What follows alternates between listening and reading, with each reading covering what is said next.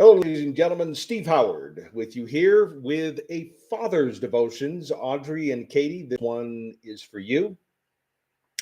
I title this devotion and/or rant "Irrelevant." That's the title of it, "Irrelevant," quote unquote.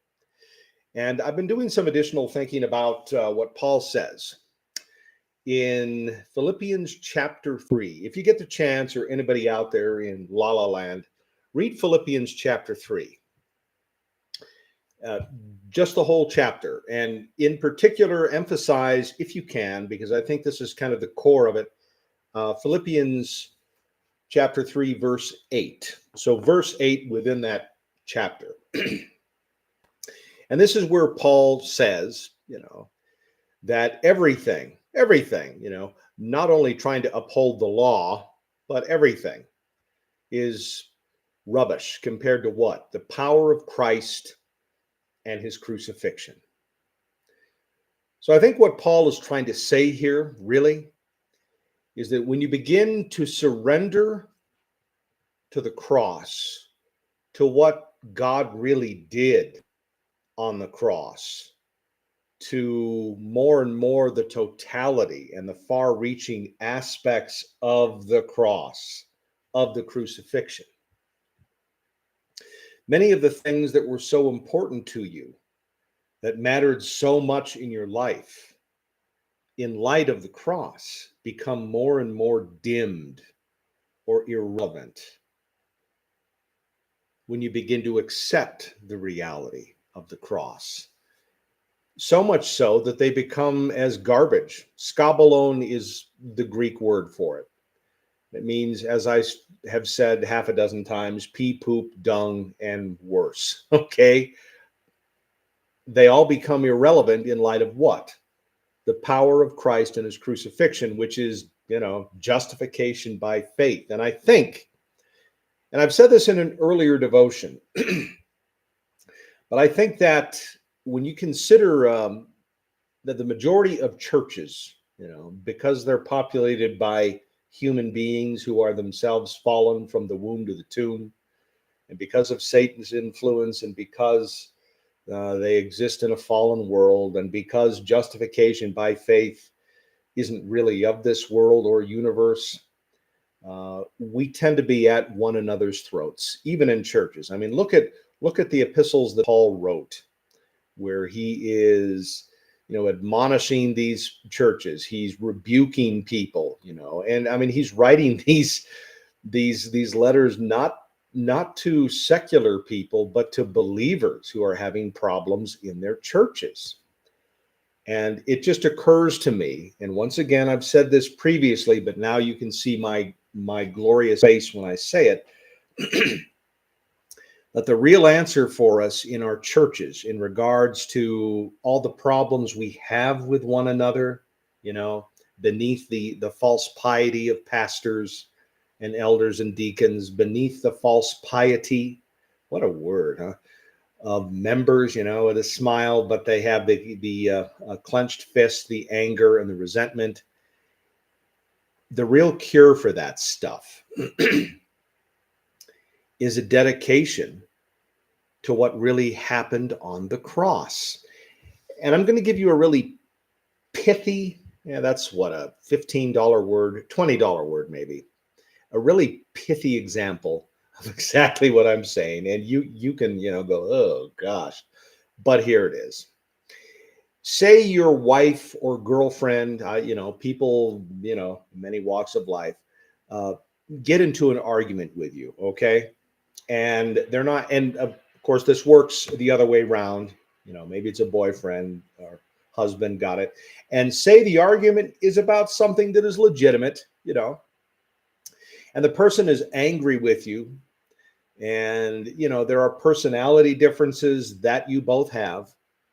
But in the middle of the argument, as a guy now, you begin to notice how pretty this girlfriend or wife of yours really is. And she's arguing with you and angry with you. And all of a sudden, you start to express affection for this person, even though they're arguing with you.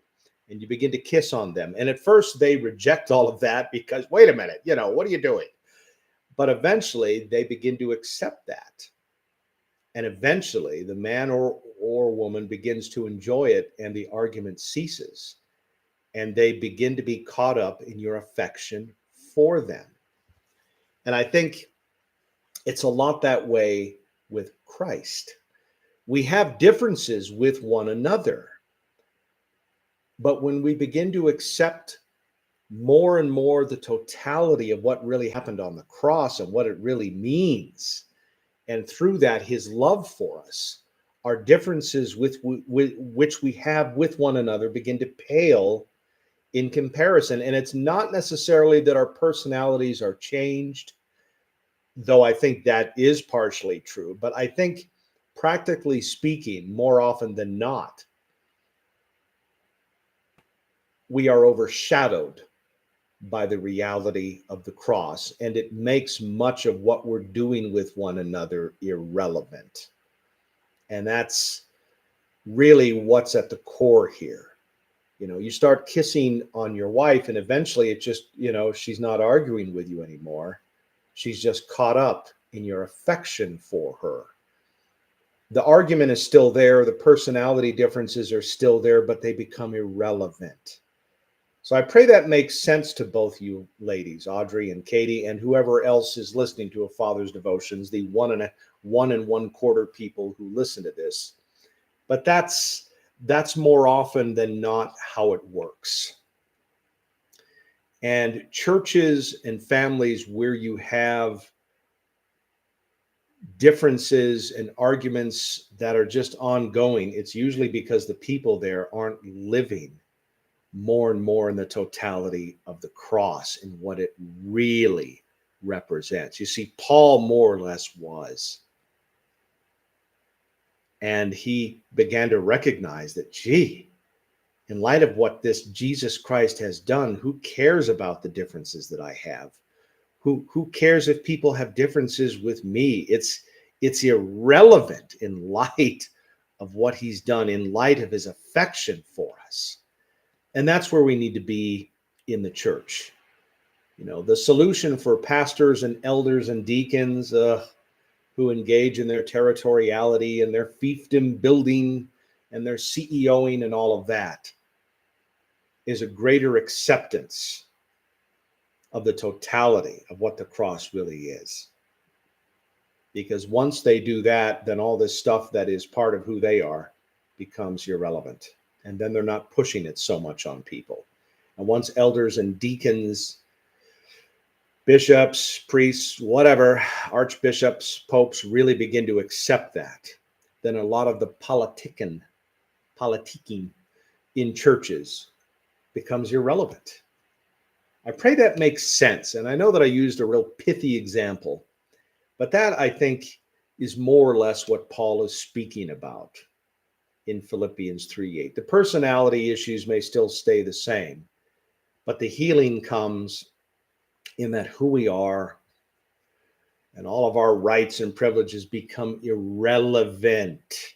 They're just irrelevant. Who cares in light of what Christ has really done? And this kind of brings me to a subject that probably some of you people out there are not really going to understand. Maybe you will.